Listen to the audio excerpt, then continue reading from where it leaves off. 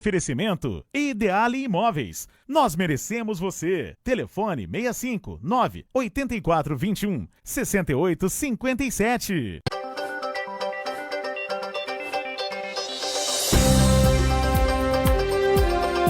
Programa Passando a Limpo, o seu jornal do fim de tarde com Agnello Corbellino.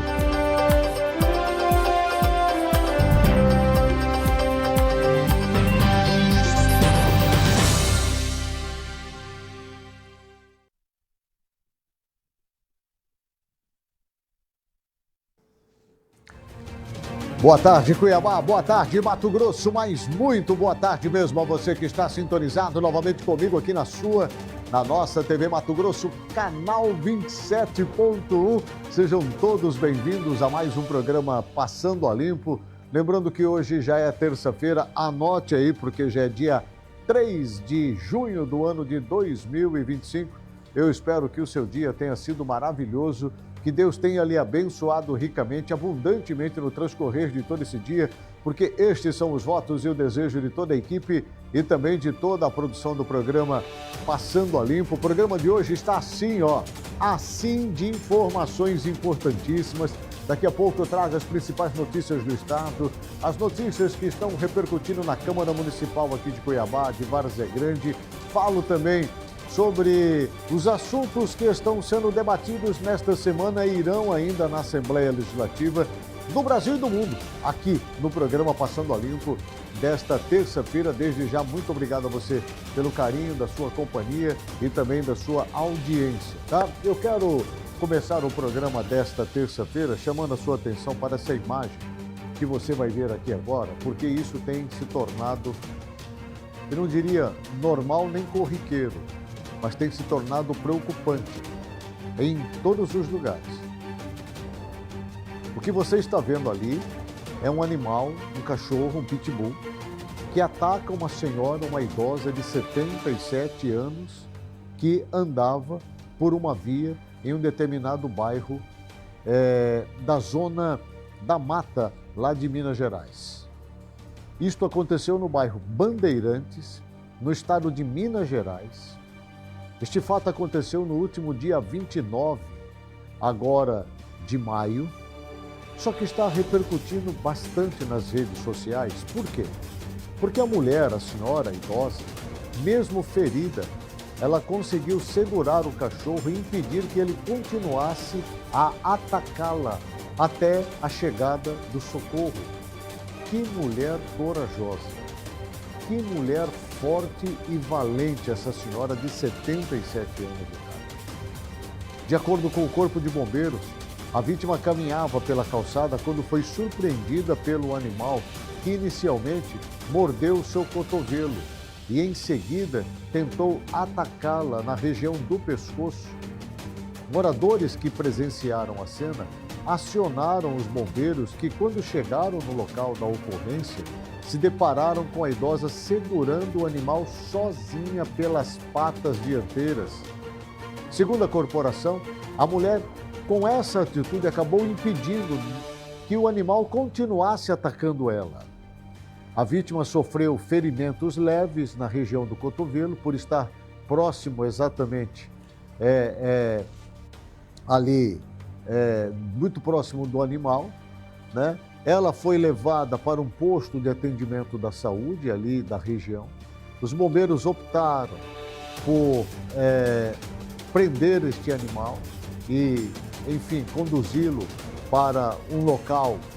E aí eu quero crer que deva ser o centro de zoonoses ou de algum centro onde cuida de animais, porque é um negócio assustador isso mesmo.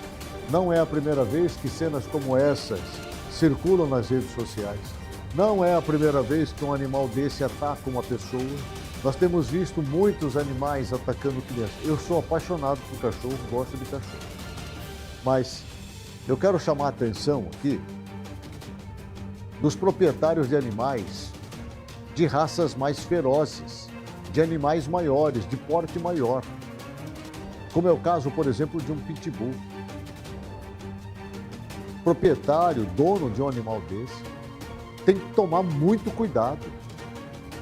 Esse animal, a gente bem sabe a sua natureza, assim como o Rottweiler, assim como outros animais, fila, pastor alemão, enfim, outros animais de porte maior, são animais que representam sim perigo para as pessoas, principalmente para estranhos.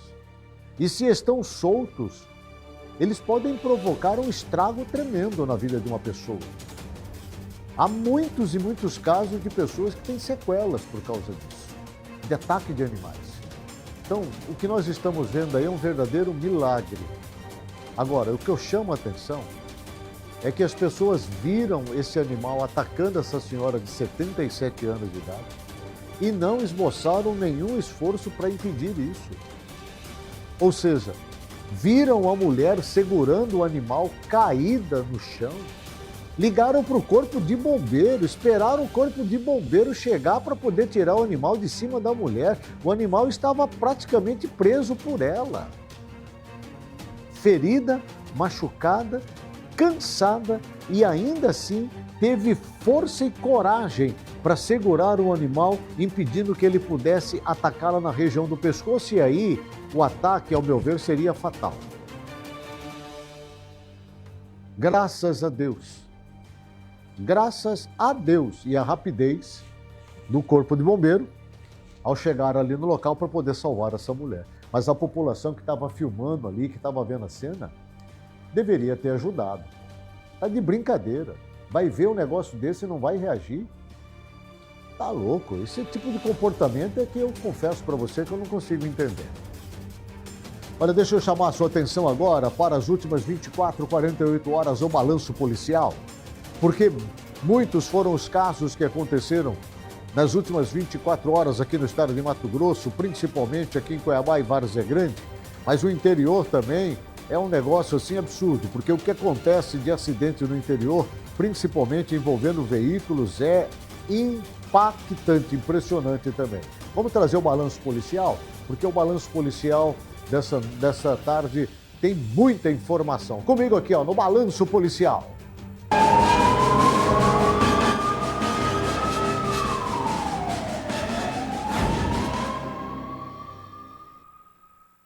O Grupo Especial de Fronteira apreendeu nesta segunda-feira 146 quilos de entorpecentes entre pasta base de cocaína e cloridrato de cocaína, na MT-265, em Porto Esperidião.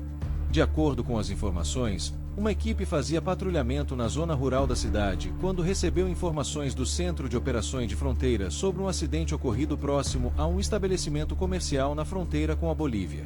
Diante disso, a equipe se deslocou para o local e, ao chegar, visualizou 2 veículos acidentados e abandonados no local. Os policiais fizeram buscas no perímetro do acidente, encontraram 2 sacos às margens da estrada e, ao verificar o conteúdo, identificaram que se tratava de tabletes de droga.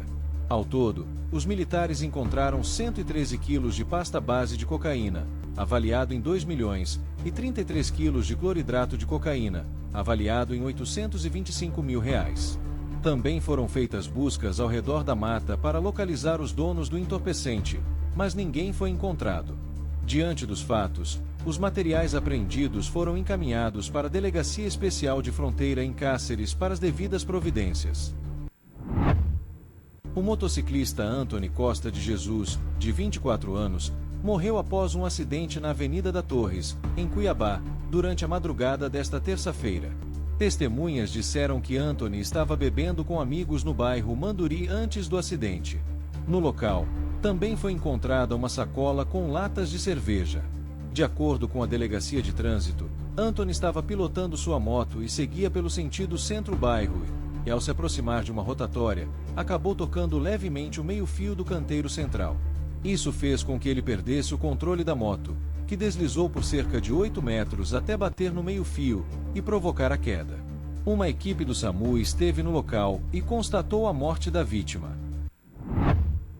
Anderson Rodrigues Pereira, de 37 anos, foi executado a tiros na noite dessa segunda-feira, enquanto estava dentro de seu carro, em Rondonópolis.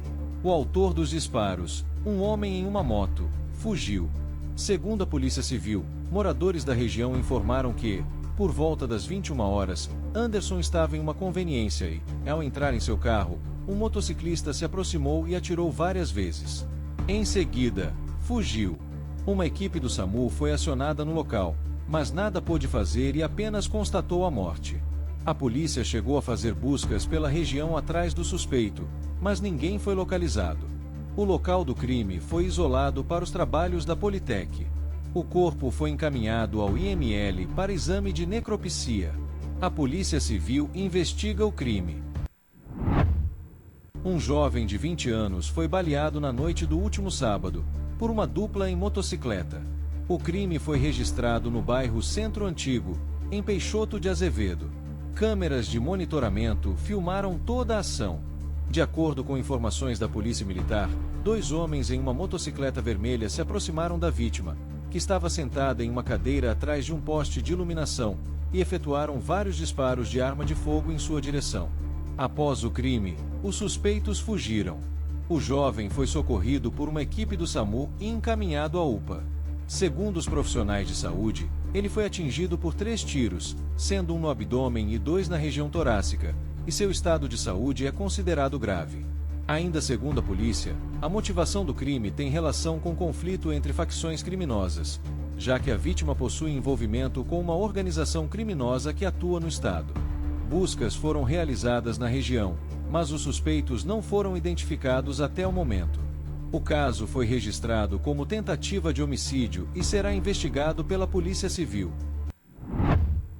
Um jovem de 27 anos foi assassinado a tiros na noite de segunda-feira, dentro de sua casa no bairro Mãe de Deus, em Peixoto de Azevedo. Testemunhas relataram que 2 suspeitos, um homem alto, encapuzado, e uma mulher de estatura baixa, chegaram ao local em um veículo prata. Conforme o boletim de ocorrência, eles se identificaram como policiais e falaram para a mãe da vítima não correr. Ainda assim, ela conseguiu fugir pela rua. Logo em seguida, os criminosos entraram na casa e efetuaram vários disparos contra a vítima que morreu no quarto. A Politec encontrou no local cápsulas deflagradas de pistola, calibre 9 mm. Testemunhas relataram ter ouvido cerca de 13 disparos. Durante a varredura no imóvel, a Polícia Militar localizou 2 porções de maconha numa gaveta da cozinha e um celular, que foram apreendidos. Imagens de câmeras de segurança da região registraram o momento em que o veículo suspeito se aproxima da casa da vítima. Outras câmeras foram identificadas nas imediações e poderão auxiliar na investigação. A vítima possuía ligação com a facção criminosa Primeiro Comando da capital, conforme consta no boletim de ocorrência. A Polícia Civil apura se o crime tem relação com disputa por tráfico de drogas ou outras atividades ilícitas. Ninguém foi preso até o momento. O caso é investigado pela Polícia Civil. Uma adolescente identificada como Paola Fernanda de Souza, de 15 anos, foi assassinada a tiros na tarde desta segunda-feira, em Mirassol do Oeste. De acordo com informações, a polícia foi acionada por volta das 16 horas para atender uma denúncia de disparos de arma de fogo no bairro São Paulo. No local, encontraram a vítima caída na rua.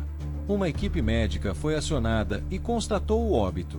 Uma testemunha contou que a vítima estava sentada na frente de casa quando ela ligou para um traficante pedindo drogas. Momentos depois, os criminosos chegaram em uma moto e perguntaram para ela sobre a droga.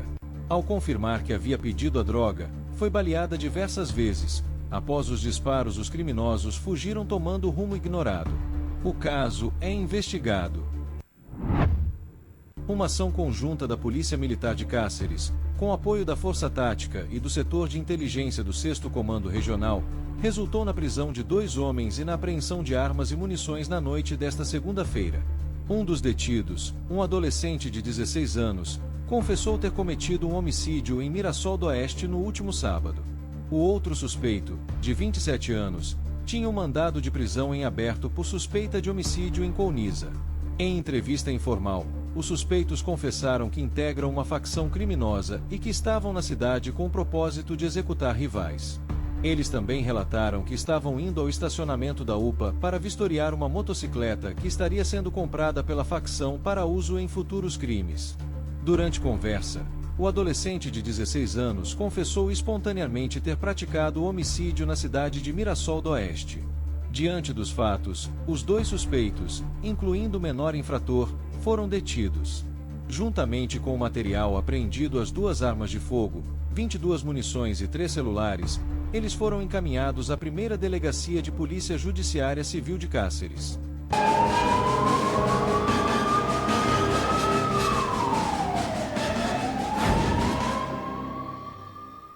Obrigado pelas informações. A coisa ficou pesada lá na região oeste do estado de Mato Grosso, ali naquele corredor de Cáceres, Mirassol, Quatro Marcos, Araputanga, né?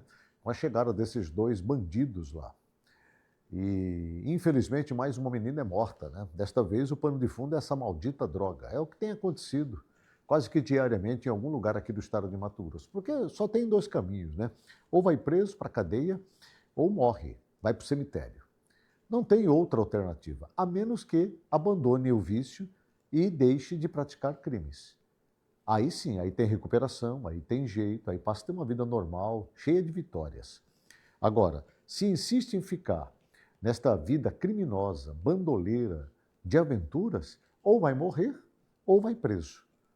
Aí eu não sei o que é pior. Sinceramente, não sei o que é pior, né? Porque ficar preso, detido, 10, 12, 15 anos, 20 anos de uma vida dentro de uma penitenciária, aí tem que pensar bem o que é melhor, se morrer ou ficar preso, né? Olha, deixa eu trazer uma informação, porque foi instalado na Assembleia Legislativa aqui do estado de Mato Grosso o grupo de trabalho para discutir, propor e acompanhar a implementação de políticas públicas para o sistema penitenciário aqui do estado de Mato Grosso, além da regulamentação da carreira. O grupo deve acompanhar a regulamentação dos mercadinhos nas unidades prisionais. Acompanhe essa reportagem, eu mostro para você aqui no Passando a Limpo. A Assembleia de Mato Grosso conta agora com um grupo de trabalho para discutir, propor e acompanhar a implementação de políticas públicas voltadas para o sistema penitenciário de Mato Grosso. Os presídios foram centros e tem sido o centro de todo o crime organizado, o centro de inteligência e de onde tem saído todas as determinações do crime organizado, praticamente é de dentro dos presídios. Inclusive a organização, a criação dele foi originada dentro dos presídios. Então nós temos essa situação que nós temos que cortar. Mas nós temos um outro lado que também não podemos tratar todo mundo lá igual. Nós temos que criar oportunidade para aqueles presos que querem vir novamente para a sociedade como bons cidadãos, como pessoas trabalhadoras. Então é isso que nós, esse grupo visa, criar uma condição para que haja um presídio seguro, mas também criar condição para aqueles que estão lá trabalhando, que é para os policiais penais, para os agentes, para os psicólogos, para os médicos, para os enfermeiros que vão fazer atendimento lá, para que eles possam ter a tranquilidade da segurança do trabalho deles. O grupo de trabalho vai ser liderado por João Batista. O ex-deputado e servidor de carreira do sistema penitenciário já destacou alguns assuntos que serão prioridade. Nós vamos ter que trabalhar, não só ligado aqui ao sistema penitenciário, mas voltando, como que essas pessoas vieram chegar no sistema penitenciário. Aqui na Assembleia, por exemplo, o deputado Botelho, vários outros deputados atuam nessa questão dos projetos sociais, por exemplo. A gente tem que trabalhar na prevenção, lá na ponta. Então, até isso, para você ter uma ideia, nós podemos trazer essas informações para subsidiar aqui não só o trabalho com relação a quem está preso, ao policial penal, mas também para que esses parlamentares eles possam atuar lá na periferia, trabalhando de forma preventiva para não chegarem no sistema penitenciário. Além da regulamentação da carreira, o grupo vai também acompanhar a regulamentação dos mercadinhos nas unidades prisionais. Vamos participar de toda essa regulamentação, inclusive do acompanhamento do mercadinho, para não acontecer mais como estava aí. Está vendendo Nutella, está vendendo não sei o quê, está vendendo... Isso não pode. Então, essa comissão vai ter essa oportunidade de acompanhar, para trazer, eles vão fazer, vai ser os olhos dos deputados lá dentro. A Lei de Execução Penal, no seu artigo 13º, ela define que tem que ter essas cantinas, mas é mais para vender aquele produto que é permitido e não fornecido. Você cria ali um rol ali de 10 ou 12 produtos que seja realmente o básico, como disse o deputado Eduardo Botelho.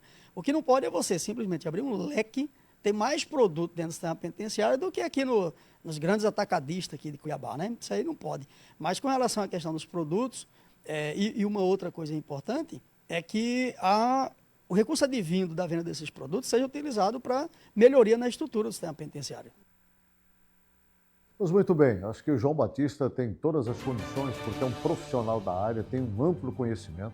Eu vou inclusive convidá-lo para estar aqui no programa Passando a Limpo, para que ele possa falar um pouco mais a respeito desse trabalho que vai ser iniciado aqui no estado de Mato Grosso. O Corpo de Bombeiros Militar realizou nesta segunda-feira uma solenidade que marcou o início das operações da Sala de Situação Central, estrutura criada para reforçar as ações de monitoramento, prevenção e combate aos incêndios florestais aqui no estado. O evento foi realizado no Batalhão de Emergências Ambientais, aqui em Cuiabá, e reuniu autoridades estaduais, federais e representantes da sociedade civil. Acompanhe comigo essa reportagem, eu mostro para você aqui no Passando a Limpo. É isso mesmo, começou a funcionar já a Sala de Situação Central, uma estrutura criada pelo Corpo de Bombeiros do Mato Grosso para reforçar e ajudar ainda mais a combater os incêndios florestais em todo o estado. A partir dessa sala, a gente com a tecnologia que foi adquirida pelo governo do estado, foi um aporte de cerca de 125 milhões esse ano, mas todos os anos o governo do estado tem aportado recursos para aumentar a capacidade do Corpo de Bombeiros de enfrentar essa problemática.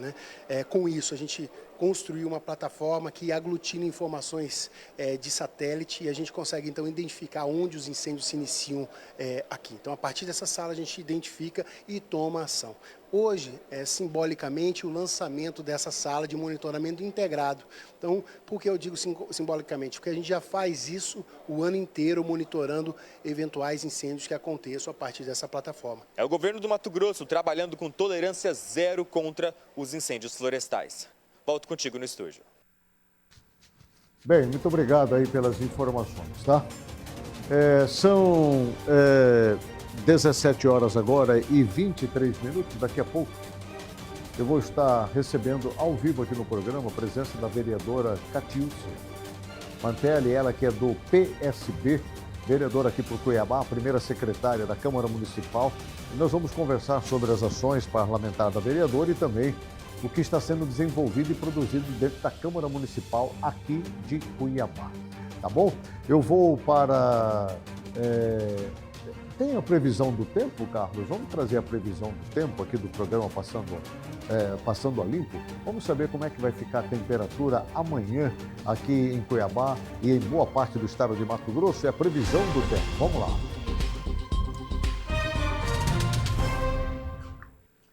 Segundo a meteorologia, amanhã Cuiabá terá temperatura máxima de 32 graus, a mínima de 23. Já em Sorriso, máxima de 33, mínima de 21.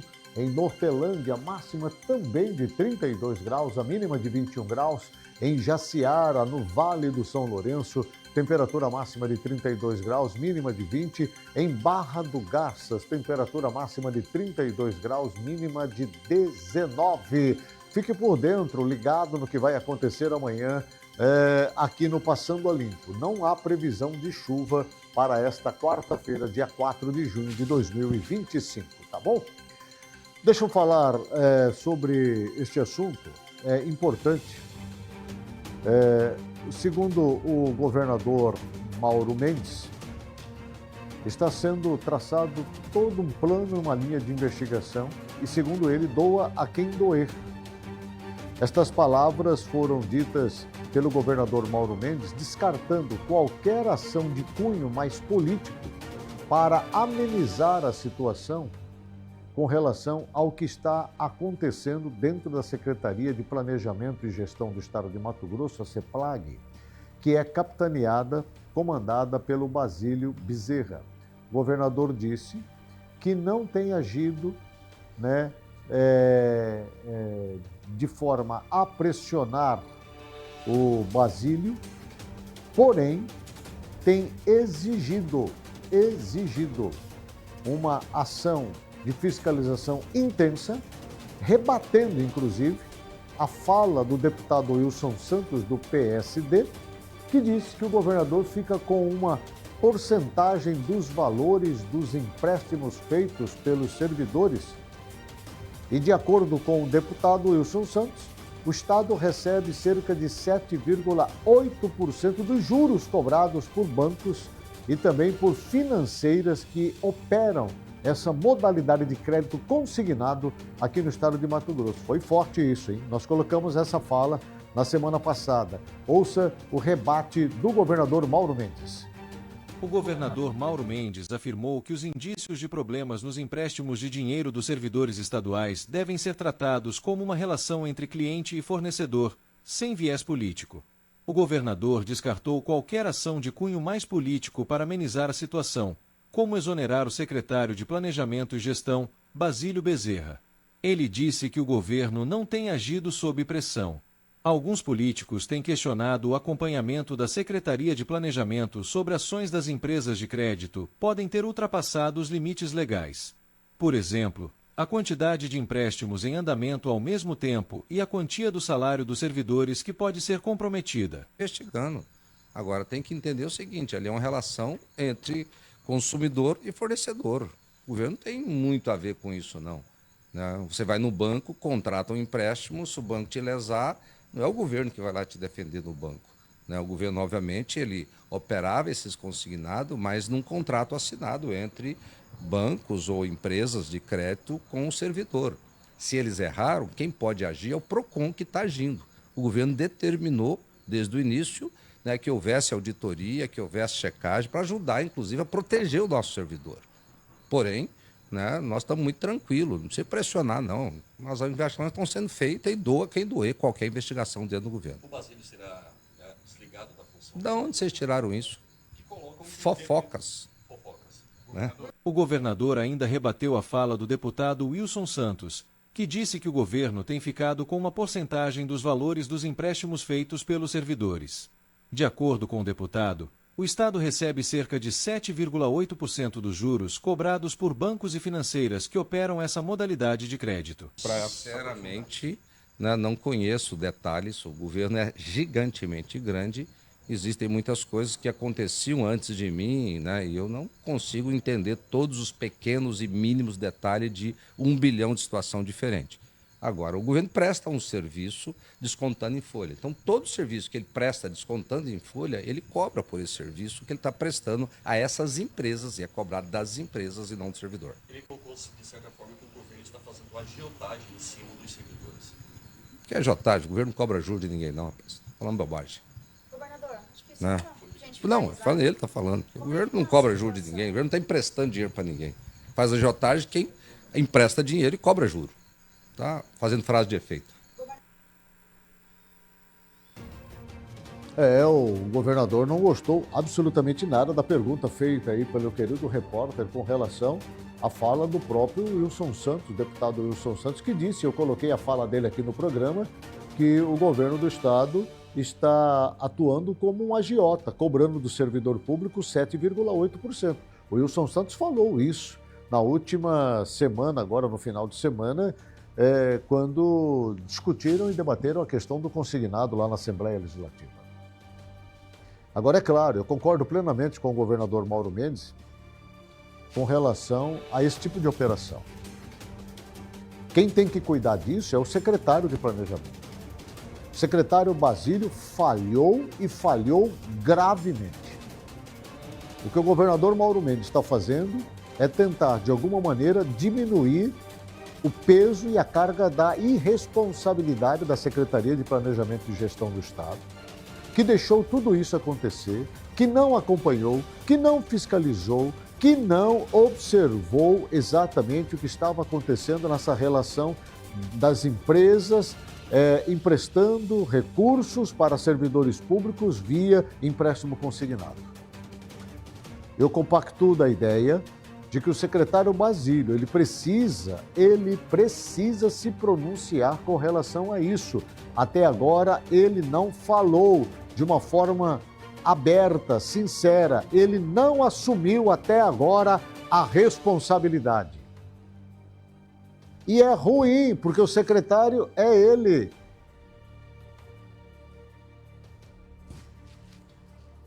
Ainda que esta relação de empréstimo tenha sido feita, acordada, assinada entre uma empresa de capital e o servidor público.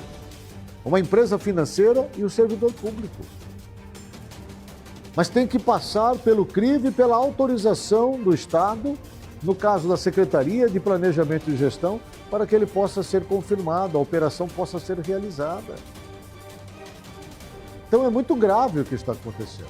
E aí sobra para o governador, que tem que ficar pagando incêndio de secretário, que tem que ficar pagando incêndio de servidores que não cumpriram o seu papel, a sua tarefa dentro do seu posto de trabalho. Agora, não me pergunta se isso foi feito de forma intencional ou não, porque aí eu não posso me atrever a falar. Mas que existe uma série de irregularidades nesse processo de empréstimo de consignado aqui no Estado, está muito claro, muito claro. E não precisa ir muito a fundo para perceber isso daí. Quer um exemplo? Ó, como é que o Estado permite desconto em folha de pagamento do servidor público de 80%, por exemplo, de empréstimo de consignado? Como é que permite isso? Uma vez que o teto é 35%, estourando 40%, com mais 5% do cartão consignado. Tem funcionários que têm desconto na sua folha de pagamento de 80% e até mais. Ué, o Estado não sabe disso? Isso é legal, operação é legal. Assim como também existem empresas que estão atuando dentro do Estado, nesta modalidade consignada, que nem sequer estão autorizados a operar pelo Banco Central. Ou seja, segundo o que nós ouvimos dos deputados na semana passada, algumas desses bancos estão ligados a facções criminosas. Então, quer dizer, a coisa é muito grave. E aí o governador tem que ficar pagando incêndio de secretário.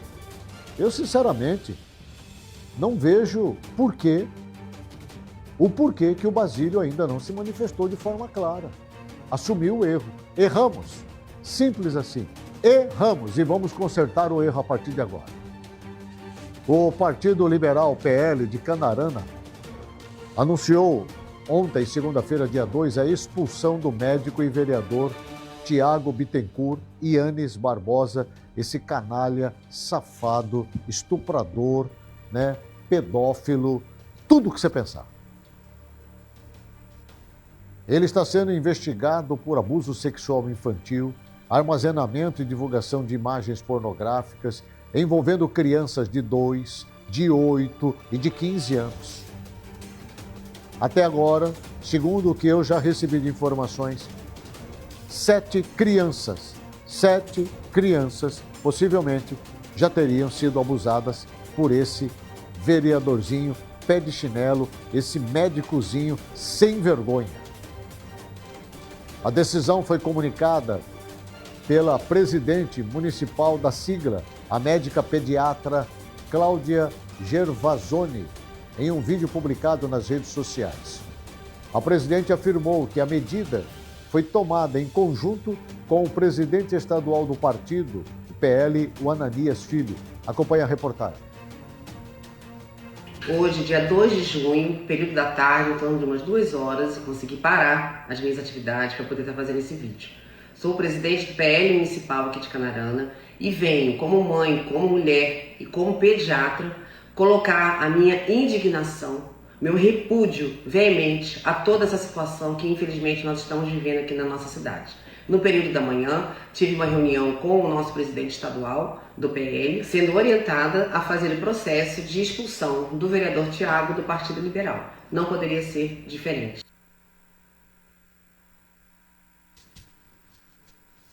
Bem, está aí a fala da presidente. Eu, sinceramente, não posso falar o que eu gostaria a respeito desse canalha, mas eu espero que a justiça seja feita e que ele há de pagar por todo o mal que ele praticou. Eu vou para um rápido intervalo comercial, volto na sequência com uma entrevista ao vivo aqui no Passando a Limpo, que volta já.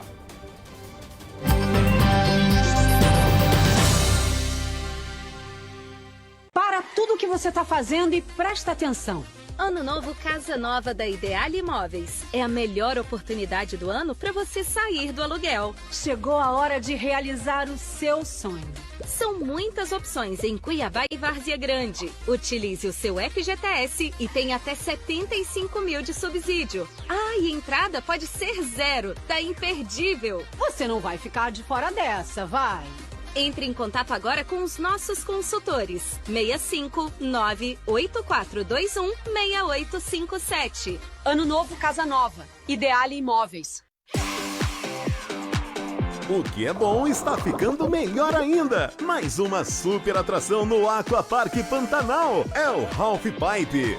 Uma rampa aquática gigante, com boia para 2 pessoas. Muita aventura e adrenalina. Venha logo conhecer. Piscina de ondas, tirolesa, kamikaze com 70 metros de comprimento.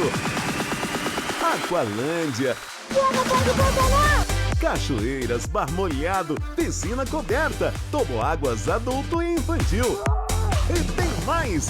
Bangalôs para fazer a sua festa de aniversário ou eventos em geral. Compre seu ingresso antecipado pelo nosso site www.aquaparkpantanal.com.br. Telefone 999999102. Aquapark Pantanal, entre nessa onda!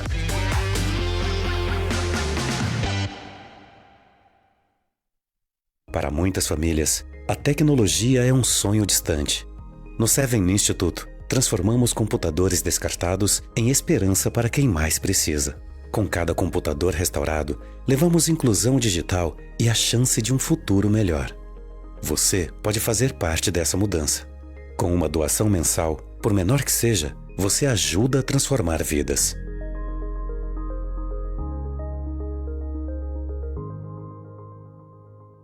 Levar água e saneamento para tanta gente é um desafio. É tarefa para quem sai de casa quando o dia é noite. Para quem faça chuva ou faça sol, tá lá fazendo. Para quem sabe que por trás de cada obra existe uma torneira abrindo e a poluição dos rios sumindo. O desafio é grande, mas nossa dedicação é maior, porque nosso tratamento é feito de gente. Águas Cuiabá.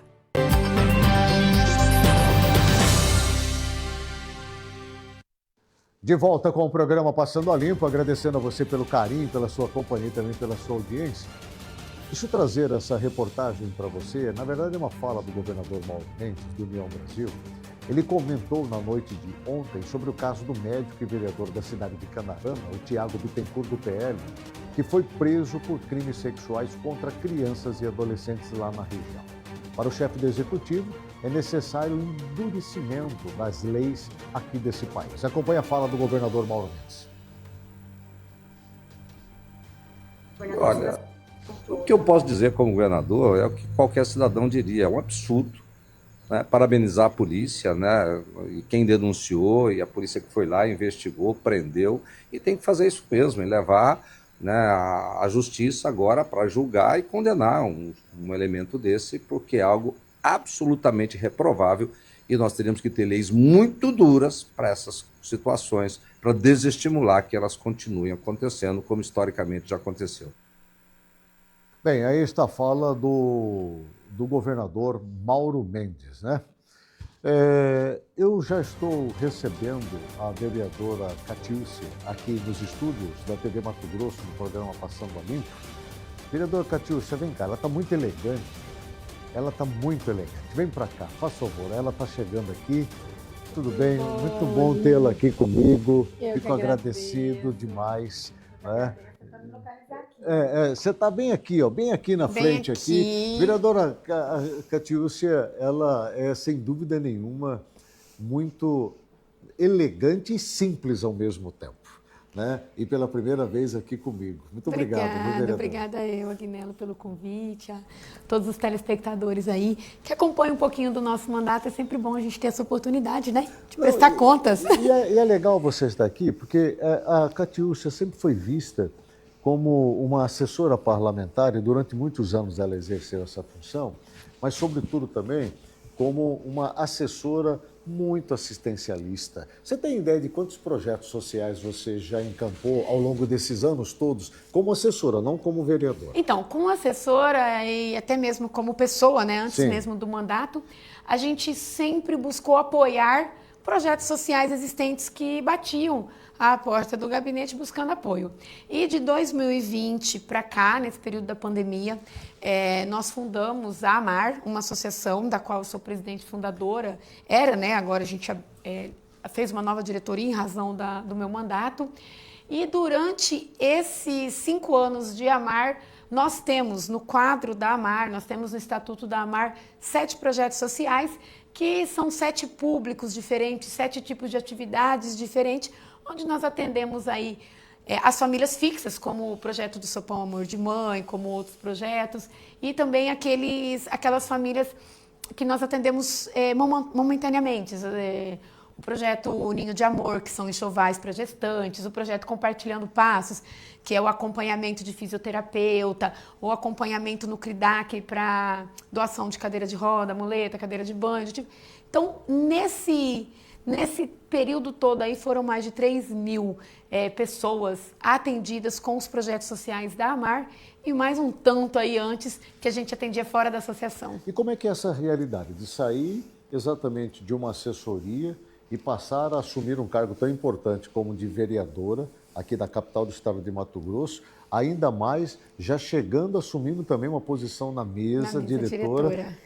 Como primeira secretária, que é visto como um dos cargos mais importantes da Casa de Leis. Então, é tudo, a gente fala assim, tudo muito montadinho, né? Eu tenho cerca de 20 anos que eu entrei na Assembleia, estagiária de jornalismo ainda, né?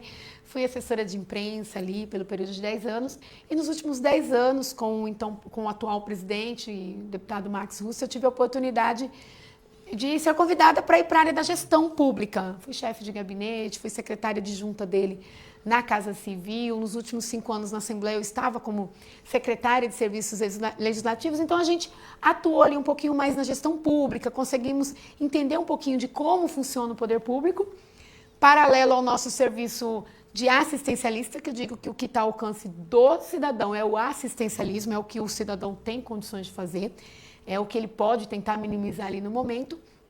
E aí houve essa virada de chave, né, Agnello?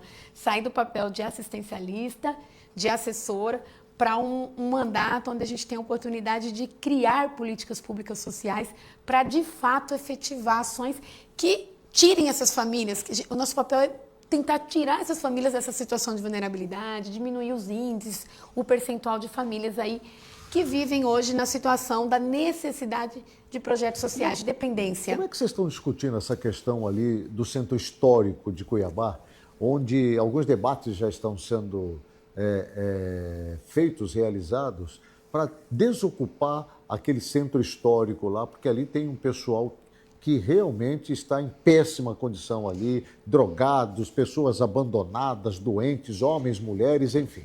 Então, inclusive hoje nós aprovamos na Câmara, já em segunda votação, o projeto de lei, acho que da vereadora Maísa, se eu não me engano, que cria uma política de cadastro unificado desses moradores de ruas.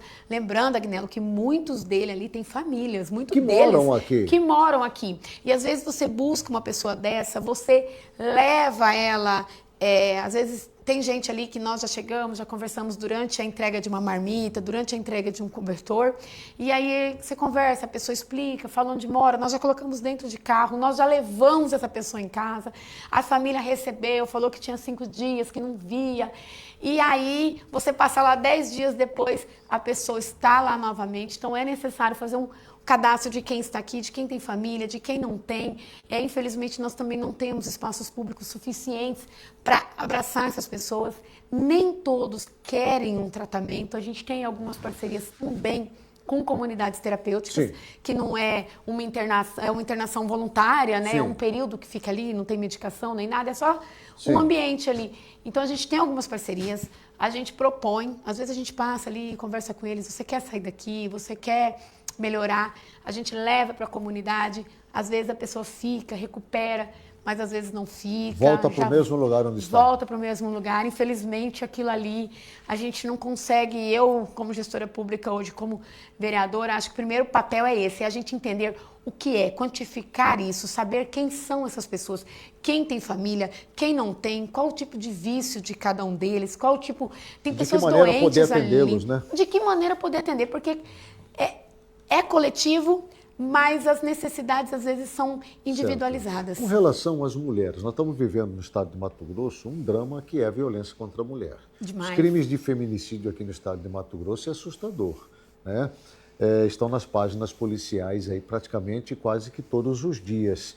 Como é que vocês estão olhando para esse cenário, uma vez que a Câmara Municipal hoje tem ali dentro do seu corpo de parlamentares, dos 27, 8 mulheres ali, que é um marco histórico. Um marco histórico, orgulho de fazer parte disso. Sim, então, e como é que vocês estão discutindo entre vocês mulheres? Os homens, eu sei, machista, não tem muita sensibilidade para isso, mas vocês mulheres sabem o que é esta realidade. O que é a realidade? Eu falo, nascer mulher já é ser vítima da sociedade. A gente viu aí, acompanhamos esses 2 últimos casos aí, do vereador lá de Canarana, uma criança, um bebê de 2 anos, entendeu? Então a gente fala, nascer mulher hoje já é nascer vítima. Sim. Você já tem que aprender uma defesa. Gente, isso não é discurso de feminista, não, tá? Isso daí é uma realidade. É realidade. Tá? Eu sou homem e vejo isso todos os dias. Porque não importa a idade. Nós vimos uma bebê de 2 anos, nós vemos uma menina que começou aos 13 ser uma escrava sexual. De 8 anos e uma de 15. E a de 15 e a de 8. Aí nós vimos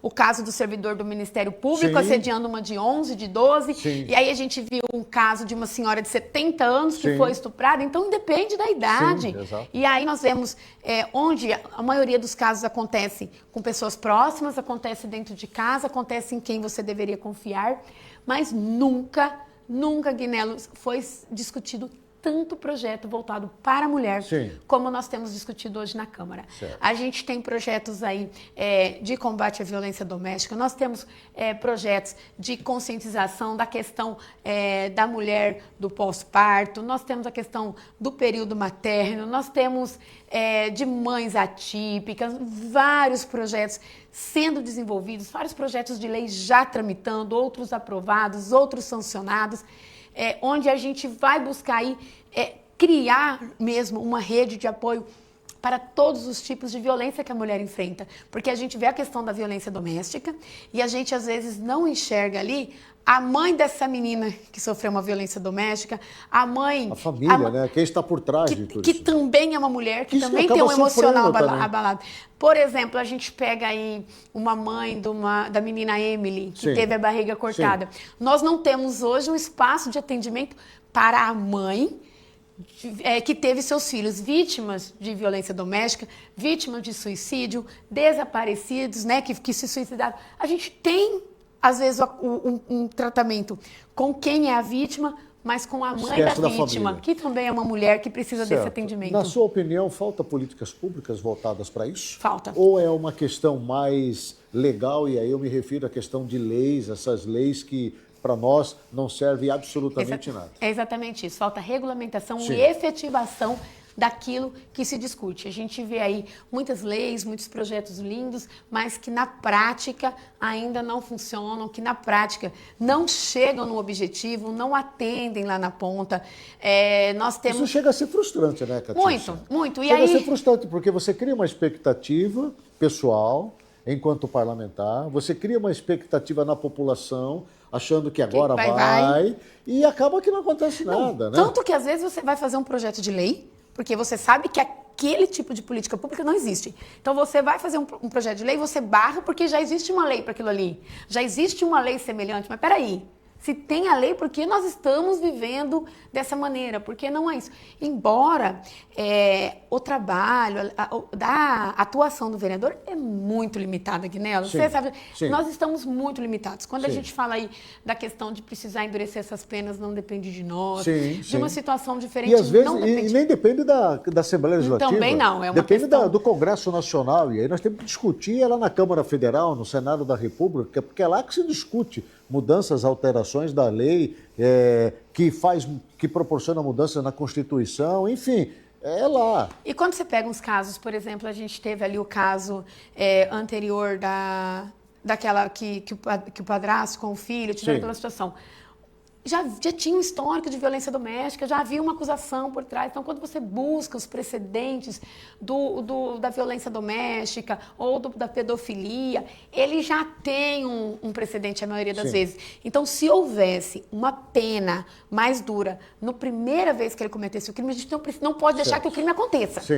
Só que o problema é que hoje os crimes eles estão sendo reincidentes. Entendi. Então a gente precisa... Hoje o agressor não tem medo. Sim. Nós vemos aí Se sente completamente impune. o caso do servidor do Ministério Público, Sim. que assediou as meninas de 11 e 12 anos. Ele está solto. Ele está solto. Está respondendo em liberdade. Mas e aí? Não são só elas. Sim, elas tem foram um histórico casos, já. mas vem um histórico. Houve um contexto para que chegasse até ele, que E chegasse nem, nessas duas nem vítimas. ser exonerado ele ainda foi, porque depende exatamente da própria justiça para que a Assembleia Legislativa possa tomar alguma providência Nós nesse vamos sentido. esperar novas vítimas? Pois é. Nós vamos esperar alguma Feliz coisa isso daí. pior para poder assim dizermos que agora a gente pode punir? Catiúcia, saindo dessa sua linha de assistência às pessoas aqui na cidade, que eu fiz questão que a população conhecesse bastante essa linha de atuação e por que você chegou à Câmara Municipal, agora eu quero falar com a parlamentar, né, Catiúcia. Né? Vocês estão vivendo um momento diferente na Câmara Municipal. Muito diferente. A Câmara Municipal saiu de 25 para 27 vereadores. Nós tínhamos até então lá somente 2 mulheres, a Maísa e a Edna Sampaio, que acabou sendo exonerada. Era a Michele e a Edna. Desculpa, 3 mulheres. Agora são 8 mulheres, vocês ocupam a mesa diretora. Como é que tem sido exatamente esta aceitação pelo fato, primeiro, de vocês serem novatas dentro da Câmara Municipal? E segundo, já ocuparem uma posição importante. Aí eu me refiro a você como primeira secretária e a vereadora Paula Calil como presidente. Então, a gente sabe que não foi um processo fácil, né? Todo mundo acompanhou como foi esse processo de eleição da mesa diretora. Sob a alegação de que não havia chances de ganharmos essa mesa. Inclusive, eu e Paula, quando a gente senta para conversar, né? Até nós tivemos uma reunião esses dias, a gente falando sobre isso. Teve um dos vereadores, porque quando nós tomamos a iniciativa, vamos montar uma chapa feminina? Vamos. A gente imaginou que seria mais fácil até entre as mulheres. E nós tivemos aí até algumas mulheres que falaram, cara, não vai dar certo, a gente não vai conseguir, eles não vão nos apoiar.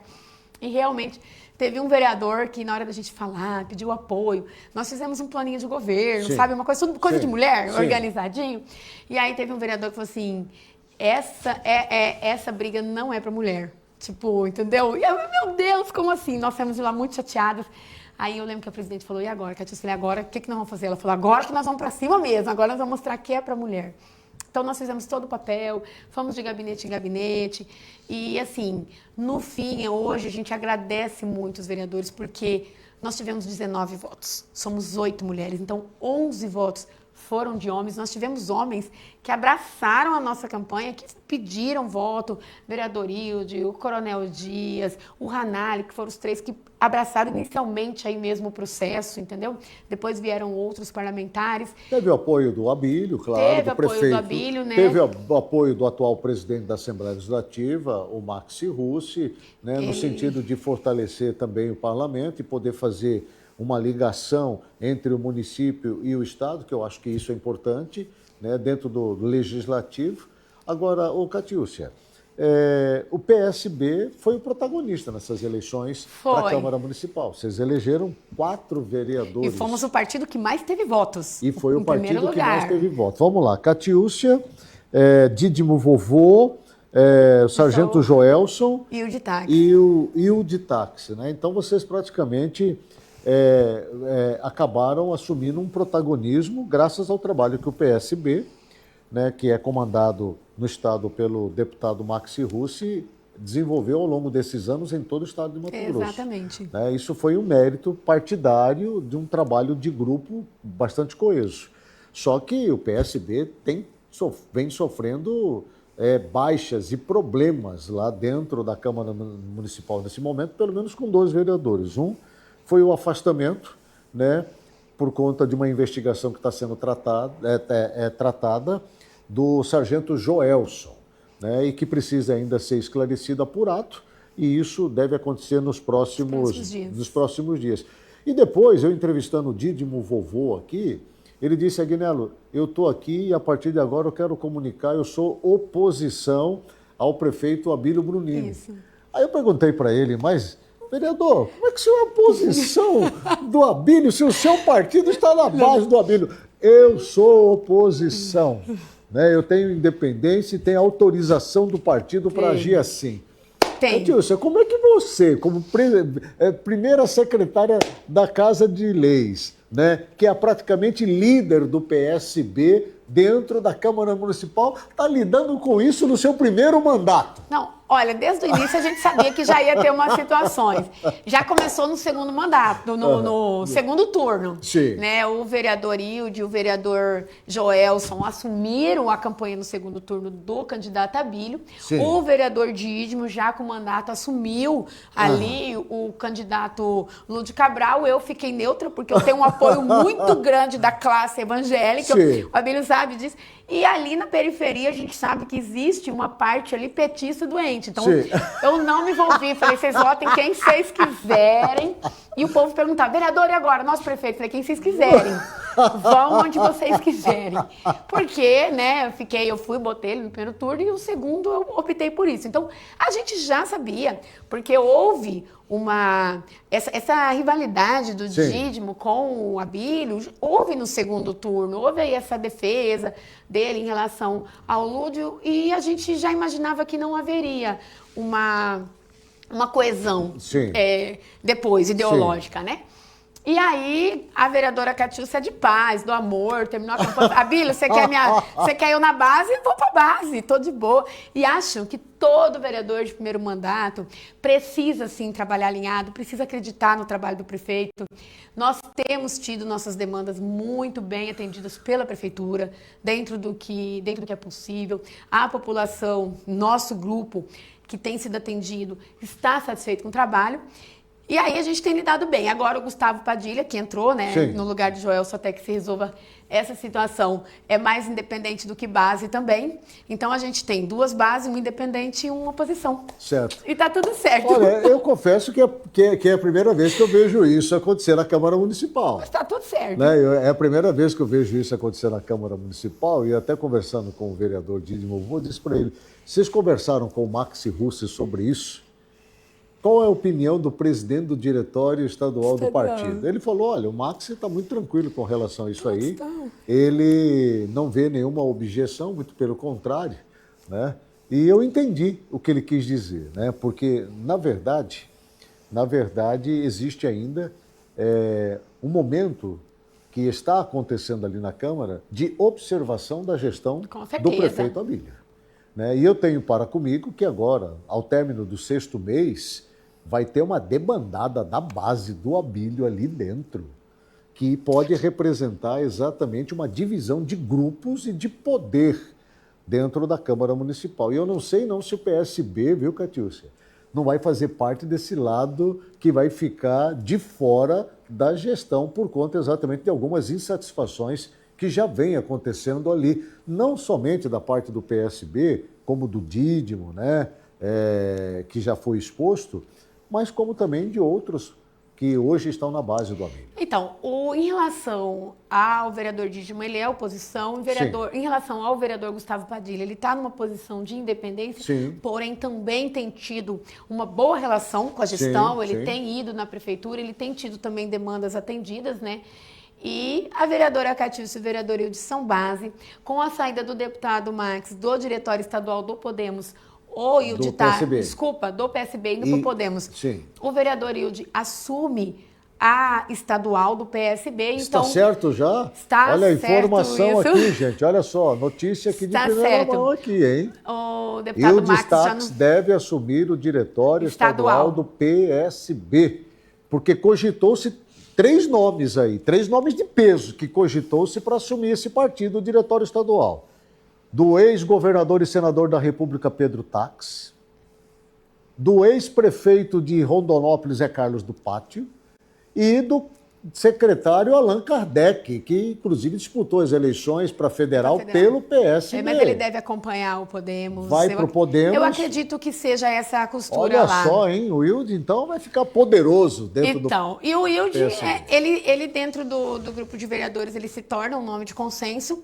Então, mesmo aí tendo alguma saída da base, o vereador Hilde, sendo Catiúcia fica no PSB ou vai para o Podemos? Não, Catiúcia fica fica no PSB, vereador de táxi, até porque não abre janela também, né? Sim. Então, e a gente o Wilde assumindo, é o que eu falo, o Wilde Táxi assumindo o PSB, a gente continua num partido de grupo, num partido que nós ajudamos a construir, Agnello.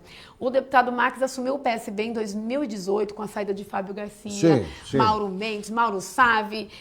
Tinha um grupo muito forte o Botelho, tinha um grupo forte do PSB em 2018, o Max era secretário-chefe da Casa Civil, era adjunta dele, e o Max assumiu esse partido. E a gente começou a nossa construção ali, a gente não tinha nem chapa para disputar a eleição que aconteceria em abril, isso já era em março. Então tudo foi construído de maneira muito rápida, ainda na época existia a coligação, PPS, Solidariedade, PSB, foi onde o doutor Eugênio veio para a Assembleia, né? Tivemos 2 deputados. Em 2020, a gente só reelegeu o Dídimo no PSB, não conseguimos fazer vereadores aqui, mas aumentamos expressivamente o número de vereadores e prefeitos no interior, sob a liderança do deputado Max Russi. Em 2022, Max também, estrategicamente, com todo o trabalho que ele fez, elegeu 4 estaduais, né? O Eugênio, ele, o Fabinho e o Beto 2-1. E agora, na eleição municipal 2024, a gente teve aí um aumento maior ainda que 2020. Nos municípios de prefeitos, vice-prefeitos, vereadores, tivemos a maior votação municipal dentro de Cuiabá, ganhamos do PL, tivemos o mesmo número de vereadores, mas com o número de votos maior, o partido mais votado. Então isso é o quê? Isso é um trabalho construído com líder e com lideranças. Então o deputado Max foi um líder que conseguiu colocar o PSB no patamar que ele está hoje, num estado considerado de direita, com um partido que o povo briga dizendo que é de esquerda. Eu falo que eu sou de centro, mas tudo bem. E aí a gente vê uma situação dessa, qual que é o nosso desejo? Ficar nesse partido que a gente ajudou a construir. Com certeza. Eu tenho interesse de ficar no PSB, tenho interesse de, se o PSB estar nesse mesmo grupo nas eleições próximas, quero estar nesse grupo, eu estou no grupo deputado Max Russi. Sim. E o Wilde estando como presidente, isso favorece esse nosso trabalho, isso favorece o trabalho da Câmara e isso mantém também o PSB, com o Wilde sendo estadual por decisão do partido, ficar na base do prefeito Abílio. Pelo menos o vereador Wilde e a vereadora Catiúcia. Qual que é a sua expectativa com esse segundo semestre aqui da capital, sob a administração do Abílio? Eu acho que a gente parte aí de uma arrecadação maior, de uma economia maior. A gente tem visto as coisas começando a acontecer. Eu acho que a aplicação agora, a gente saindo também desse estado de calamidade, né? Que encerra agora, a gente dá uma virada de chave. Nós sabemos que para você reformar a casa, você precisa de dinheiro, você precisa de mão de obra, você precisa do mínimo ali de gestão. Isso já está acontecendo a gestão. Agora, com certeza, a gente está melhorando a questão de arrecadação financeira, a economia que o prefeito Abílio vem fazendo, os contratos, que houve várias mudanças de contratos na prefeitura. Então, eu acredito muito que de julho até o final do ano, Cuiabá muda de cara, Cuiabá dá um salto aí. A gente sabe que não agrada todo mundo, muita coisa, ainda vai ter reclamação, mas eu acho que o prefeito está no caminho certo. Na sua opinião, qual seria a ação de emergência que a Prefeitura Municipal de Cuiabá precisa, obviamente, atuar? Eu acho que é o que vem sendo feito, porque eu falo que nós, cidadão, nós vemos as coisas palpável. Sim. A mudança ela é palpável, ela não é aquilo que você sente, é aquilo que você vê. Sim. Nós precisamos, está sendo feito, inclusive até em situações de mutirão, de operação, os tapa-buracos. Nós temos situações aí de ruas onde ônibus intransitáveis, onde ônibus deixa o passageiro 2, 3 quadras antes do ponto, porque o ônibus não chega mais ali. Mas nós temos visto todos os dias que você passa em determinados bairros, estão tendo as operações de tapa-buracos. E a estratégia agora da Secretaria é que entre o tapa-buracos dentro do bairro e só saia quando conclui, porque no início, até devido à questão de economia, falta de contratos, falta de empresas, ia lá, fazia o que era, tem um buraco aqui que não passa nada, vai lá e fecha e sai, mas aí não fechou o da rua seguinte. Sim. Então isso mudou, já está ficando diretamente. A questão da limpeza aí, a gente sabe que é algo infinito, você limpa, você vai limpar a região sul, a região norte já está de novo, isso daí tem que acontecer com frequência, tem que aumentar o número de mão de obras. A saúde, que é uma das principais brigas. Calcanhar de Aquiles de toda a administração. De toda a administração. Eu acho que saúde e educação... A saúde melhorou em Cuiabá? Eu não sei te responder, enquanto, porque, né, não usuária do SUS. Mas o que a gente sente aí? Nós ainda temos passado por uma situação muito delicada com a saúde bucal.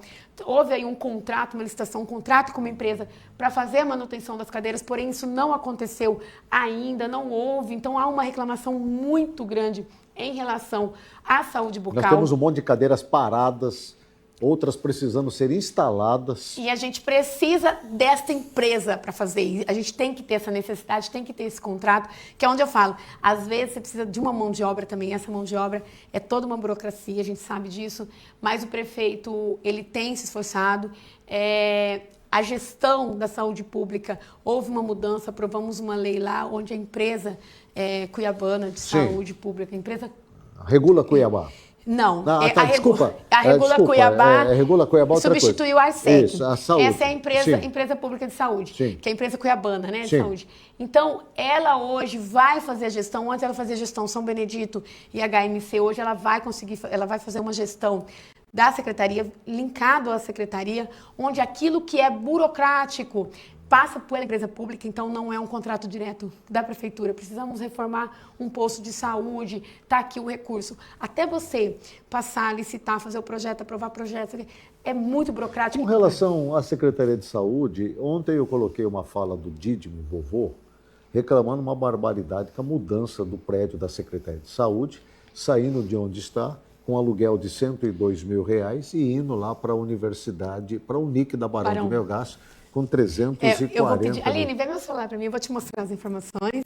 Sim, pode vir aqui, Aline. Vem cá. Você está em casa, isso aqui é programa ao vivo. Estou amando vocês aqui. Essa espontaneidade aqui que eu queria da Catiúcia em pé. Porque ela é repórter, é jornalista, ela é elétrica. Se eu sento ela numa cadeira, eu vou engessar ela, porque ela não consegue, ela tem que mostrar toda a sua expressão corporal também. Isso aqui o que é? O que acontece? O prefeito está alugando aquele espaço por R$300 mil, certo? Certo, 320. 320 mil reais. O que é que vai para lá? Sim. Vai para lá o CAPES Adolescer, que hoje paga 18.500 de aluguel. Ótimo. Vai para lá o Centro Especializado de Reabilitação, que paga 7.049. Certo. Vai para lá o Serviço de Assistência Especializada do bairro Lixeira, que paga 24 mil de aluguel. Certo. O Centro de Especialidades Médicas, o CEM do bairro Bandeirantes, que paga 68 mil reais. Certo. Gerência de Vigilância de Nascimento e Óbitos, que paga 16 mil. Certo. A CEDMIC, que paga 98.500. E a sede da Secretaria de Saúde, que paga 112 mil. R$ 344.087 que a gente paga hoje.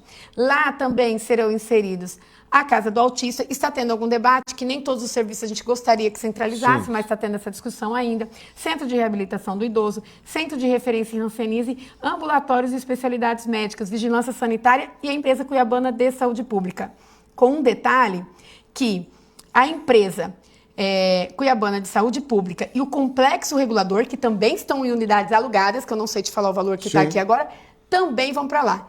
Então, o que está acontecendo? É um complexo de saúde com a sede, com a empresa cuiabana, com tudo lá. Então, haverá o quê? Uma economia, porque todas essas unidades hoje, elas estão implantadas em prédios alugados, onde nós vamos rescindir os contratos. Certo. Você tem como passar para mim depois essa informação, que eu quero mostrar para o nosso público exatamente, tá? Aline, pode pegar aqui. Entra aqui, Aline, querida. Pode entrar. Jornalista para jornalista.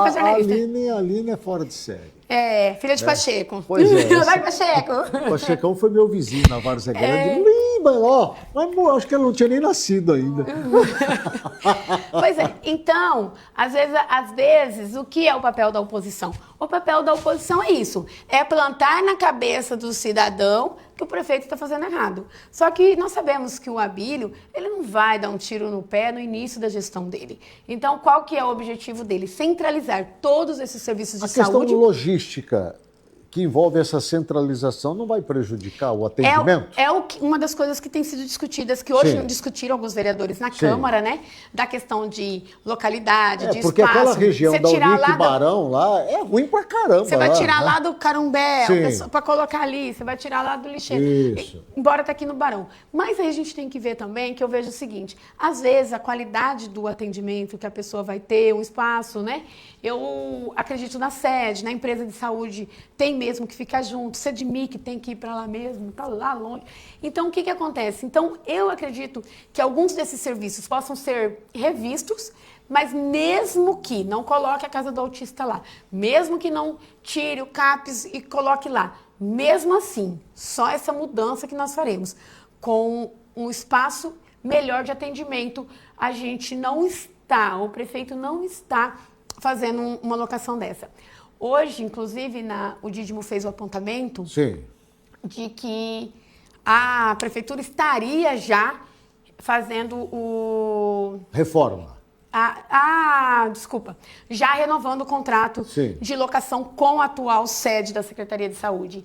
O que houve em maio foi realmente uma consulta da Secretaria de Saúde, até porque o contrato vence em setembro. Sim. Então, houve uma consulta da Secretaria de Saúde com a empresa para saber se havia o interesse de manter Sim. o contrato de locação. Sim. Isso foi em maio. Sim. A proposta do prefeito Abílio veio agora no início de junho, Certo. então com certeza aí não haverá essa renovação de contrato. Entendi. Pode acontecer por um tempo menor, porque nós já estamos em junho. Sim. Para ir para uma unidade nova é necessário reforma, é necessário adequações. Então, há sim uma possibilidade de renovação de contrato da sede onde está a secretaria, até que se adeque o espaço onde será a nova Você vai sede. dar uma chiadeira que você não tem ideia, hein? Vai. Isso vai dar um problema. Mas é o que eu falo, mas ao mesmo tempo todo mundo reclama das situações em que estão as instalações públicas. E aí quando você tenta melhorar, também. E nós sabemos aí, a gente vai ouvir, nós temos sim, com certeza, diversos problemas que precisam ser tratados de maneira emergenciais. Então a gente sabe que nós temos pessoas que falam, pois aí não era hora de mexer. Fala para o prefeito Abílio tratar essas coisas dentro do bastidor, nas salas e não nas redes sociais. Não nas redes porque sociais. Senão vai dar problema. É do perfil dele, já nem fala. Meu prefeito já nem... Mas olha, o que eu acho assim, que a ideia é a gente melhorar, a gente estava até brincando hoje, aí ó, os vereadores que gostam de fiscalizar a saúde, CEDMIC, vai ficar pertinho aqui para nós. Fica pertinho, hein, prefeito, para ir lá fiscalizar. Olha, nós entrevistamos nessa tarde e já noite a vereadora Catiúcia Mantelli, do PSB, ela que é a primeira secretária na Câmara Municipal de Cuiabá. Estou muito feliz por você aqui. Obrigada, Guilherme. Fico feliz de ver a maneira como você vem crescendo, né, dentro do cenário público, e eu tenho certeza que você vai ajudar muita gente enquanto vereadora, e eu espero também que você ajude a Prefeitura Municipal de Cuiabá, assim como a Câmara Municipal, para a gente poder avançar, porque nós precisamos melhorar a nossa querida capital. Obrigada, Guinela, eu que agradeço. E volto a dizer, é uma honra podermos estar sempre prestando contas do nosso mandato. É isso que a gente assumiu o compromisso na nossa campanha, de ter transparência. Não vamos agradar a todos, mas precisamos fazer o que é certo. E nem sempre o certo agrada a todo mundo. E estou muito feliz de estar aqui com você. Sabe que eu tenho um carinho enorme por você. Eu também fico muito feliz de vê-la aqui. Muito obrigado. E, ó, gente, esse convite foi inusitado, né, Guinela? Eu estava na CIA comprando roupa na seção infanto-juvenil. Eu não posso nem... Você vai falar isso? Gente, eu estava na CIA. Pode fazer propaganda da CIA? Fui comprar na seção infantil. Aí eu perguntei pra ele, o que você está fazendo? Eu estou procurando roupa para mim, mas aqui não é o seu lugar. Seção infantil, gente, tamanho 12, 14 serve. Aí ele falou... Aí ele fez o convite para vir no programa. É assim. Que bom. Obrigado. Obrigada, tá, Guinela? Muito obrigado, viu? Obrigado, viu, Obrigada, Aline? boa noite. Eu vou para o intervalo comercial e volto na sequência.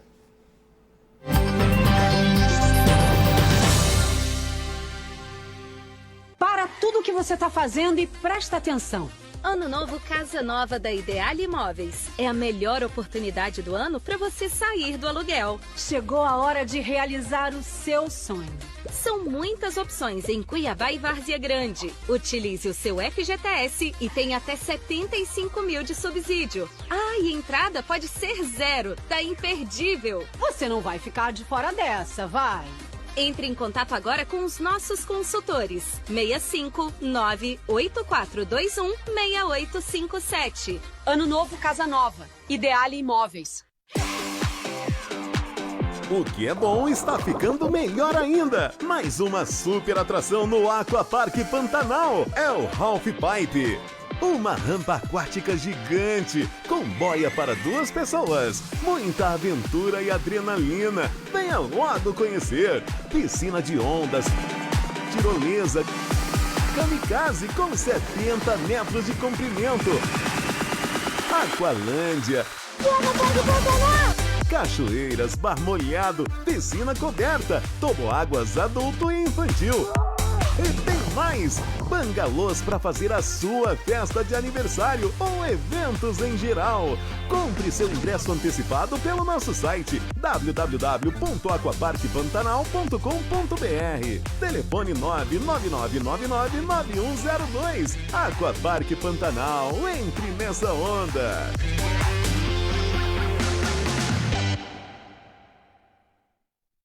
Para muitas famílias, a tecnologia é um sonho distante. No Seven Institute, transformamos computadores descartados em esperança para quem mais precisa. Com cada computador restaurado, levamos inclusão digital e a chance de um futuro melhor. Você pode fazer parte dessa mudança. Com uma doação mensal, por menor que seja, você ajuda a transformar vidas.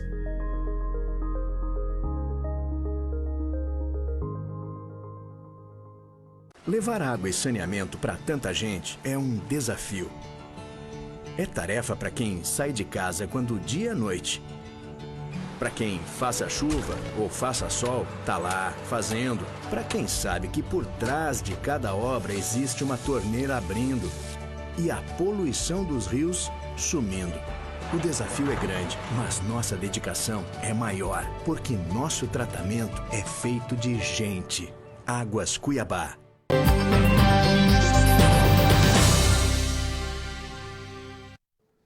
Bem, de volta com o programa Passando a Limpo, agradecendo a você pelo carinho da sua companhia, da sua audiência. A entrevista com a Catiúcia foi ótima, viu? Catiúcia é fora de série. Eu quero falar de uma fala do governador Mauro Mendes, onde ele fala de perdão, né? Recentemente, o governador, é matéria 9, tá, Carlão? O governador Mauro Mendes, recentemente, demonstrou resiliência após ser vaiado durante o evento de lançamento do programa Solo Vivo, realizado pelo governo federal em Campo Verde. No último dia 24 de maio, eu mostrei aqui, você viu, ele afirmou que dentre cerca de 5 mil pessoas presentes, apenas um grupo de 40 indivíduos o vaiou, destacando que esse tipo de manifestação é absolutamente normal. Em um ambiente democrático, Mauro Mendes reforçou sua postura política ao declarar: "Eu falo para a maioria e respeito a minoria, mas eu governo para a maioria." Vamos ouvir aí a fala do governador Mauro Mendes. Cara, se eu não tiver coragem para enfrentar 40 pessoas vaiando, lá tinha 5 mil pessoas. E tinha lá uns 40 vaiando, tinha uns 3, 4 fazendo essa brincadeira, né? Isso é absolutamente normal, né? Eu falo para a maioria, né? Eu respeito a minoria, mas eu governo para a maioria, com a opinião da maioria, não da minoria. Se você for ver a opinião de todo mundo e querer fazer, uma hora você vai para a esquerda, uma hora você vai para a direita, uma hora vai para cima, vai para baixo, gosta de azul, gosta de preto, pinta de amarelo, pinta de laranja. Mas não dá, o governo é escolhido, eleito pela maioria para governar observando o pensamento da maioria. E eu respeito aquelas 40 pessoas que lá estavam, né? E até pensei na hora que eu estava falando, né? Eu olhava para elas assim, pensei comigo: ó Pai, perdoai, não sabe o que fazem. Tá aí o governador Mauro Mendes.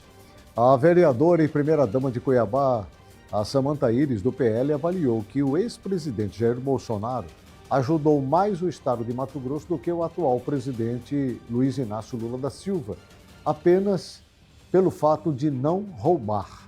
A bolsonarista argumentou que o estado é rico o suficiente para se sustentar e não depende do governo federal para se desenvolver. Vamos ouvir a fala dela. A vereadora e primeira-dama de Cuiabá, Samanta Iris, do PL, avaliou que, mesmo sem ter destinado investimentos para obras em Mato Grosso durante seu mandato, o ex-presidente Jair Bolsonaro ajudou mais o Estado do que o atual presidente, apenas por não roubar. Sobre a ausência de investimentos federais em Mato Grosso durante a gestão de Bolsonaro, a vereadora argumentou que o Estado é rico o suficiente para se sustentar e não depende do governo federal para se desenvolver. Olha, eu acho que Bolsonaro, né? Eu acho que só de não roubar ele já ajudou muito o país inteiro. Hoje a gente está vendo aí o presidente atual desmontando o país, tirando tudo o dinheiro até de aposentado. Então, assim, as coisas que o Bolsonaro não fazia, ele está fazendo, realmente. Mas um dos grandes questionamentos é que o ex-presidente Bolsonaro não trouxe uma obra para Mato Grosso, presidente. Mas Mato Grosso, a questão é a seguinte, Mato Grosso ele é meio avulso do cenário nacional em relação a isso. Nós somos um estado rico, então independente também de algumas situações do governo federal, a gente consegue praticamente se bancar. Então nós temos um estado rico, o que a gente pode falar? Não trouxe obra, qual é a obra do governo federal que faltou aqui?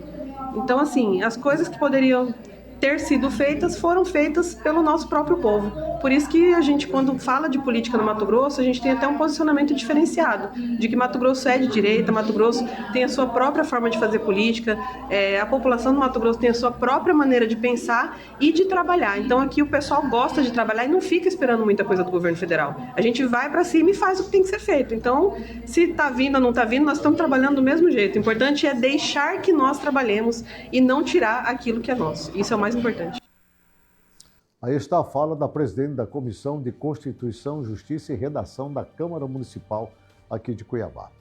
O prefeito cuiabano Abílio Brunini, do PL, esposo da vereadora Samanta, expressou preocupações sobre possíveis vínculos entre a concessionária Águas Cuiabá, empresas de transporte coletivo e antigos diretores da extinta Agência Municipal de Regulação dos Serviços Públicos Delegados de Cuiabá, ARSEC. Essas declarações foram feitas após a Águas Cuiabá questionar judicialmente a lei que extinguiu a ARSEC e criou o Cuiabá Regula. Confira a fala do prefeito Abílio. O prefeito Abílio Brunini levantou suspeitas sobre a relação das empresas Águas Cuiabá e das companhias de transporte coletivo de Cuiabá e os antigos diretores da Agência Municipal de Regulação dos Serviços Públicos Delegados de Cuiabá, a extinta ARSEC. A fala do prefeito ocorreu após a Águas Cuiabá ter provocado o Ministério Público de Mato Grosso para questionar a lei que extinguiu com a ARSEC e criou o Cuiabá Regula. O MP, por sua vez, ingressou com uma ação direta de inconstitucionalidade contra a lei que criou o Cuiabá Regula. O órgão também pede uma liminar para suspender a lei. Abílio ainda questionou o fato de o advogado das empresas de ônibus, Alexandre Bustamante, ser o ex-presidente da ARSEC. Além disso, seria Bustamante também o defensor de dois ex-diretores da ARSEC, Alexandro Adriano e Zito Adrien, que ingressaram com pedido na Justiça para permanecer no cargo. No entanto, o pedido de liminar foi negado pela Justiça. Tem uma situação muito grave que eu tenho reparado. O Ministério Público foi provocado pela empresa Águas Cuiabá. A empresa Águas Cuiabá entrou no Ministério Público combatendo a nossa criação da nova agência. E para piorar, o advogado das empresas de ônibus, que é o Bustamante, que é o ex-diretor da ARSEC, olha só, o ex-diretor da agência que deveria regularizar o transporte público, virou advogado das empresas do transporte público e está advogando para os diretores que acabaram de ser encerrados seu mandato com a empresa. Olha só, é o Bustamante, advogado das empresas de ônibus, que está advogando para o Alex, que está advogando para o Zito Adrien, contra a prefeitura, para poder manter eles lá, sabendo que esse ano é um ano de revisão tarifária, sabendo que esse ano é um ano de fazer o recálculo de como que vai ficar a tarifa do transporte público, como que vai ficar os serviços da Águas. Qual o interesse da Águas Cuiabá e das empresas de transporte público em manter esses caras lá? Será que esses caras estavam regulando mesmo ou eles estavam trabalhando para serviço da empresa? Essas questões precisam ser investigadas. Elas precisam ser avaliadas, porque levanta muita suspeição o advogado das empresas de ônibus advogar para os atuais diretores com a intenção de mantê-los lá. Acho que isso não pega bem. Então, isso nós vamos entrar em conversa com o Ministério Público, com o Poder Judiciário e levantar essas questões. Se eles quiserem anular a nossa nova agência, que tem a finalidade de dividir e acabar com qualquer tipo de influência no processo de regulação e fiscalização, se quiserem anular, tudo bem, anulem. Mas a gente já levantou um grande problema aí. E esse problema está na cara de todo mundo. Sem fazer qualquer tipo de acusação, Abílio, mais uma declaração. Soa estranho isso? Olha só, o advogado da empresa de ônibus está advogando para os diretores que as fiscalizam para manter eles lá. É estranho? É óbvio que é, né? Óbvio que o senhor acha que o Ministério Público e o procurador foi levado ao erro nesse pedido? Não, eu acredito que ele fez a representação com base nos critérios que ele foi provocado e acredito que caberá ao Poder Judiciário dar a segurança jurídica para nós sobre tudo que está sendo feito. Se o Poder Judiciário, através da análise do processo de pedido do Ministério Público, interpretar que deve tomar alguma medida sobre isso, cabe a eles fazer isso. Agora, eu também acredito que temos a liberdade de administrar o município de Cuiabá, conforme a legislação, é óbvio, mas que também com autonomia. Não existe uma obrigatoriedade legal que me determina que eu tenho que manter a atual agência como está. Não existe nada na lei que defina isso. Se existisse, a gente não teria elaborado o projeto com parecer favorável da Procuradoria do município. Então, acredito que é algo discutível, eu acredito que também o Ministério Público tem o direito de questionar, e o Poder Judiciário terá o poder de mediar esse conflito. Se a decisão do Poder Judiciário for para embargar aí esse projeto de lei, o senhor vai revogar, vai pedir uma... Vou recorrer. O senhor vai recorrer ou o senhor vai votar com a Arsec? Vou recorrer. Só se for obrigado a, nas últimas instâncias, eu voltar com a Arsec, eu vou... Bem, aí está a fala do prefeito Abílio Brunini, um assunto realmente muito sério. Nós vamos voltar, obviamente, a falar sobre esse assunto nos programas seguintes e fica essa dúvida lançada aí pelo prefeito com relação à ação contra a nova empresa Regula Cuiabá. Eu vou me despedindo de você, agradecendo a Deus em primeiro lugar pelo seu carinho, pela sua companhia e também pela sua audiência. Que Deus lhe abençoe ricamente, abundantemente.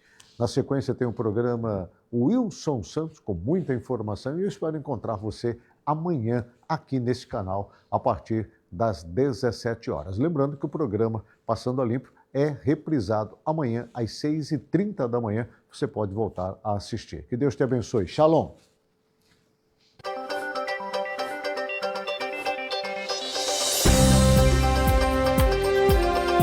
Programa Passando a Limpo, o seu jornal do fim de tarde com Agnello Corbellino.